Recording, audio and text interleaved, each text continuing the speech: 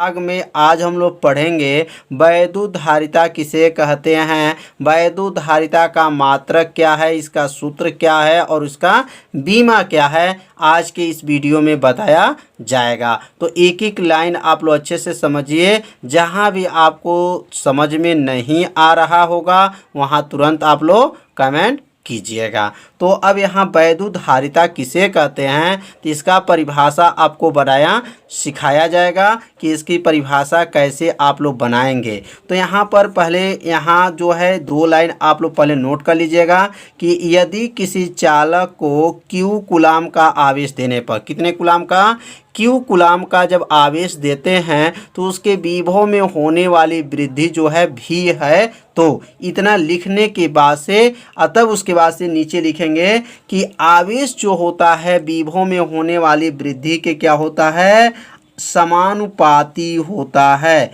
याद रखेंगे, आवेश जो होता है विभव में होने वाली वृद्धि के क्या होता है, समानुपाती कह सकते हैं, इसे अनकर्मानुपाती भी कहा जाता है। तो इसका नाम तो बताया गया है, यहाँ पे Q का नाम क्या है, आवेश है, और V का क्या नाम है, तो विभव में होने वाली वृद्धि के क्या होता है, अनकर्मानुपाती होता है। जब इस अनकर्मानुपाती को हटाया जाएगा तो यहाँ लिखा जाएगा क्यू लिखने के बाद से लिखेंगे क्यू बराबर हो जाएगा, और यहाँ जो हो जाएगा, यह जब अनुकंपाती हटेगा तो यहाँ पर एक आ जाएगा नियतांक, इसका नाम है सी, और यह हो गया भी। तो यह सी का क्या नाम है, तो यहाँ सामने लिखेंगे जहाँ सी एक नियतांक है, जहाँ सी एक क्या है, नियतांक है, और उस नियतांक का नाम है वैद्युत धारिता। सी ये कौन सी है, नियतांक है, जो उसका नाम है जो वैद्युत धारिता, उसका नाम है वैद्युत धारिता। याद रखे रहिएगा, क्या नाम है इसका, वैद्युत धारिता है। तो एक बार और समझ लीजिए, यहाँ पर आवेश जो होता है विभव में होने वाली वृद्धि के क्या होता है, अनकर्मानुपाती होता है। जब इस अनकर्मानुपाती चिन्ह को हटाएंगे वहाँ पे लिखेंगे सी, जहाँ सी एक क्या है, नियतांक है जो वैद्युत धारिता है। अब यहाँ पे लिखेंगे या, और या लिखने के बाद से अब लिखेंगे इस सूत्र को। अब यहाँ पर पहले सी भी को नोट करेंगे, सी भी बराबर क्या हो जाएगा, क्यू हो जाएगा। तो C बराबर क्या होगा, तो C बराबर हो जाएगा Q बटा V।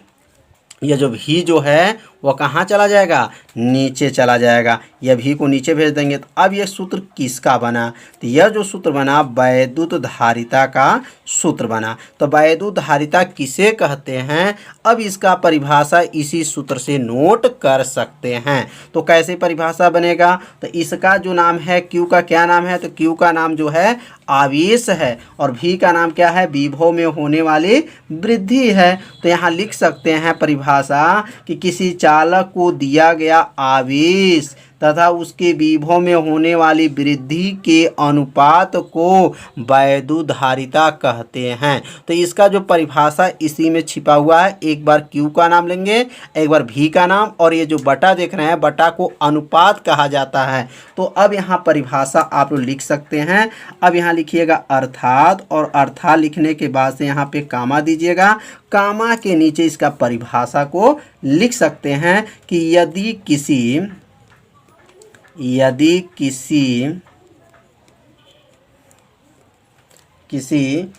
चालक को दिया गया आवेश, किसी चालक, यदि किसी चालक को दिया गया आवेश,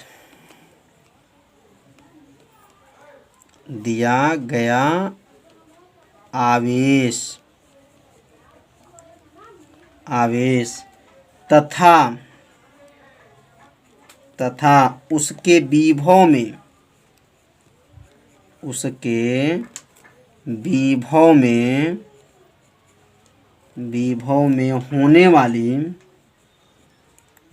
में होने वाली वृद्धि को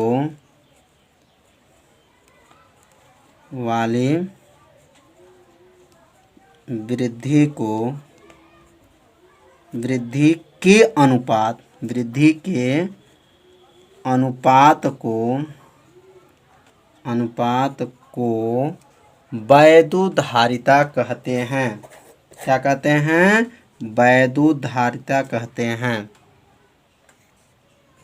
वैद्युतधारिता कहते हैं।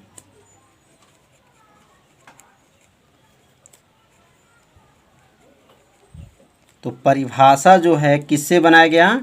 इसी सूत्र से परिभाषा को बनाया गया कि यदि किसी चालक को दिया गया आवेश या आवेश हो गया तथा उसके विभव में होने वाली वृद्धि के अनुपात को वैद्युतधारिता कहते हैं। इसे C से प्रदर्शित करते हैं। किसे? C से प्रदर्शित करते हैं। तो C से प्रदर्शित करते हैं किसको? वैद्युतधारिता को किससे प्रदर्शित करते हैं? तो C से प्रदर्शित करते हैं। अब इसका मात्रक क्या होता है और इसका जो है बीमा क्या होता है, इसके बारे में अब समझेंगे। तो परिभाषा को आप लोग नोट कर लीजिए अपने कॉपी में, ऐसे 2 बार पढ़ लीजिए, आपको निश्चित है क्या हो जाएगा? याद हो जाएगा। तो अब हम लोग नोट करेंगे वैद्युतधारिता का मात्रक एवं बीमा। अब यहाँ नोट करेंगे वैद्युतधारिता का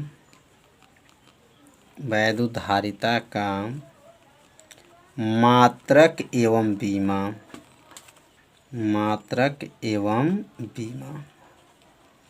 तो वैद्युतधारिता का मात्रक क्या होता है और उसका बीमा क्या होता है। तो अभी हम लोग पढ़े हैं सूत्र C बराबर क्या पढ़े हैं हम लोग? तो C बराबर पढ़े हैं Q/V। तो इसी सूत्र के सहायता से जो है इसका मात्रक और बीमा ज्ञात किया जा सकता है। अब यहाँ लिखेंगे C का मात्रक, मतलब वैद्युतधारिता का मात्रक बराबर हो जाएगा, और यहाँ लिखेंगे Q/V का मात्रक। अब यहाँ Q का मात्रक क्या होता है? तो Q मतलब आवेश, और आवेश का मात्रक क्या होता है?